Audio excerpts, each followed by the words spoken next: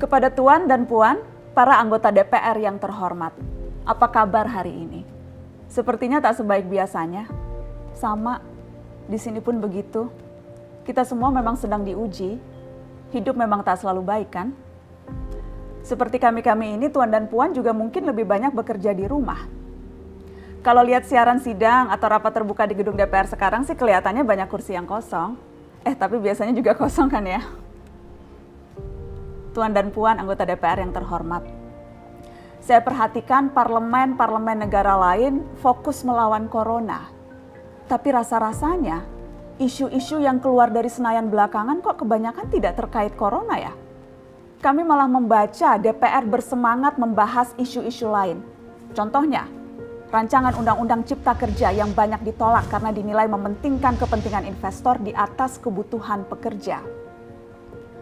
Presiden Jokowi pekan lalu sempat menyatakan pemerintah dan DPR menunda pembahasan salah satu klaster di rancangan undang-undang itu, klaster ketenagakerjaan. Ini untuk memberi kesempatan mendalami substansi dan mendapat masukan dari banyak pihak. Berpegang pada alasan itu, maka sudah seharusnya klaster lain dalam RUU Cipta Kerja pun perlu ditinjau ulang. Karena yang lain juga bukan tanpa masalah, terutama dari perspektif lingkungan dan keadilan gender. Tidak cukup hanya menunda pembahasan satu klaster saja. Ada juga RUU lain yang masih nekat mau dibahas. Ada RUU KUHP yang tahun lalu diserbu unjuk rasa. Lalu RUU pemasyarakatan. Ada koruptor yang sudah ngebet pengen bebas kah? Apa kabar Pak Yasona? Terus terang saja, membahas undang-undang yang menyangkut hajat hidup orang banyak di masa seperti sekarang ini terlalu mengundang curiga. Gara-gara pandemi yang pada jatuh cinta saja berani menunda nikah loh. Ini kok DPR buru-buru banget kayak lagi kejar setoran? Tidak ada undang-undang yang tidak penting, semua penting. Justru karena undang-undang itu penting, aneh jika pembahasannya diseriusi di waktu seperti sekarang. Saat di mana perhatian dan konsentrasi kita sedang terkuras bertahan hidup di tengah wabah.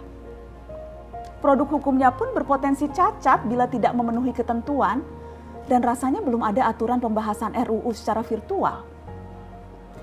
Jika ngotot menuntaskan Omnibus Law atau RUU KUHP atau RUU pemasyarakatan, jangan salahkan jika ada yang menilai DPR tidak menjadikan perang melawan corona sebagai prioritas. Saya percaya setiap tindakan dan keputusan di masa krisis mencerminkan skala prioritas. Atau memang inikah prioritas wakil-wakil rakyat kami saat ini? Bikin ribut juga jelas tak seharusnya jadi prioritas. Satgas COVID-19 DPR kemarin dikabarkan mengimpor jamu ilegal dari Tiongkok secara besar-besaran untuk pasien positif virus corona.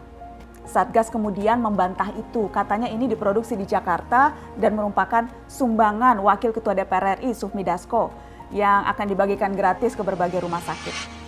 Kemudian dikabarkan juga jamunya mengandung bahan berbahaya dan belum terbukti klinis. Satgas lagi-lagi membantah, katanya sedang proses mendapatkan izin edar di Badan Pengawasan Obat dan Makanan. Sedang itu berarti belum kan ya? Tuan dan Puan yang terhormat, niat baik pun perlu proses yang baik. Proses yang semrawut hanya akan disusul polemik. Sementara sekarang kita sedang banyak-banyaknya menaruh harapan kepada negara. Tindak tanduk DPR salah benarnya akan selalu dilihat.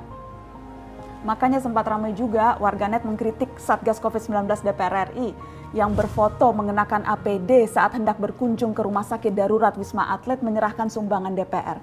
Ini dinilai melukai hati masyarakat. Tenaga medis kita saja bertaruh nyawa benar karena kekurangan APD. Tidak ada yang meragukan jumlah sumbangan DPR. Kami yakin pasti banyak, namanya juga DPR, beli ribuan rapid test saja mampu, ngeborong jamu apalagi. Tapi ini soal rasa dan empati. Kecuali ya, kalau yang dipakai anggota DPR itu APD yang lain, alat pelindung dewan.